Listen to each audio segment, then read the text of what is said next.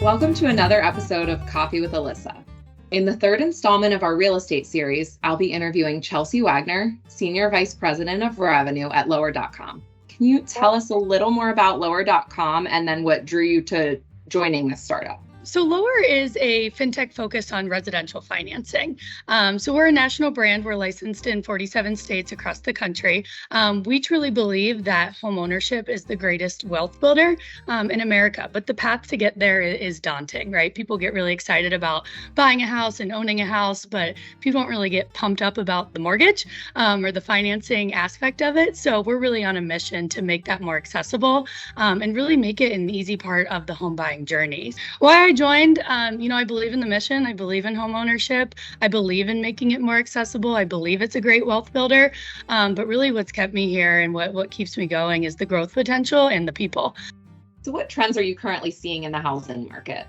So there's definitely been a lot of fluctuation over the last few years. The market has definitely been a roller coaster. Hot topic that, in our industry, in our company, just in the nation in general, is mortgage interest rates, right? So we've seen them definitely fluctuate quite a bit, even in this year and in 2020.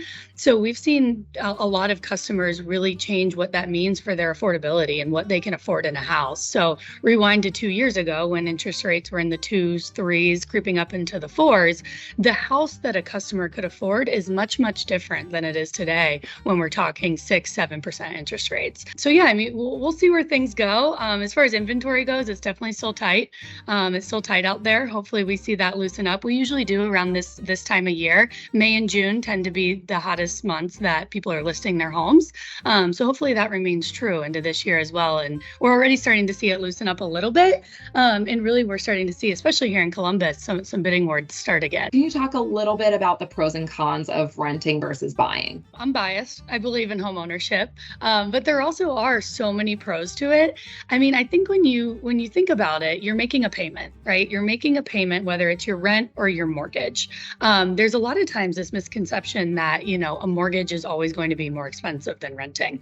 That's not always true. But if you think about it, you're making a payment regardless. Somebody's paying that mortgage or somebody owns that home and it is able to benefit in that equity.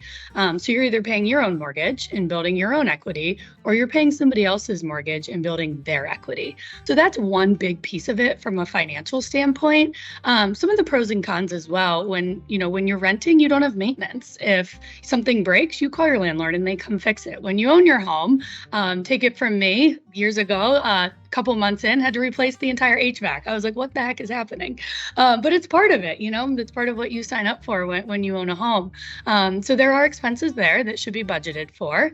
And when you own your home, you can really make it your own. When you rent, you can decorate, you can have your own furniture. But when you own your home, if you want to knock a wall out and, redo your kitchen, you can do that. So it gives you a lot more flexibility. One thing that I will encourage anybody listening to do is talk to a lender and just ask questions and understand what it means to buy, and are you pre-approved, and what does that even look like?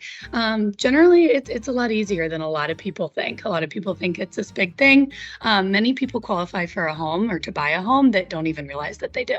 Along those lines, you brought up a good point earlier that people were able to spend more money on the principal part of a house, during COVID when interest rates were lower.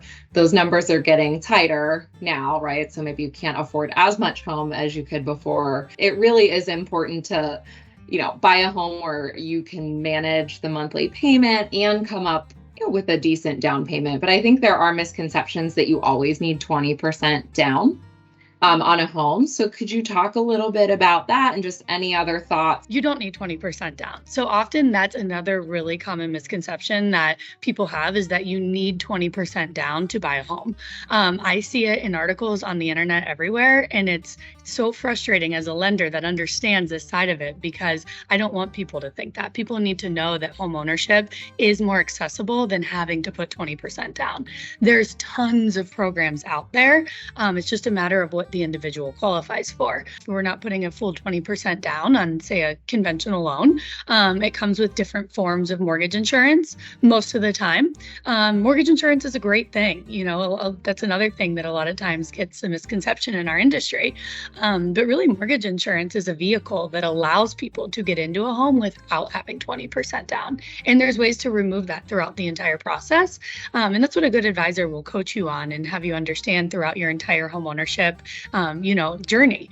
So yeah, there's a ton of different options. There's down payment assistance loans, there's home equity lines of credit. There's a million different things out there that, are options to be able to kind of form the best product possible for every individual scenario.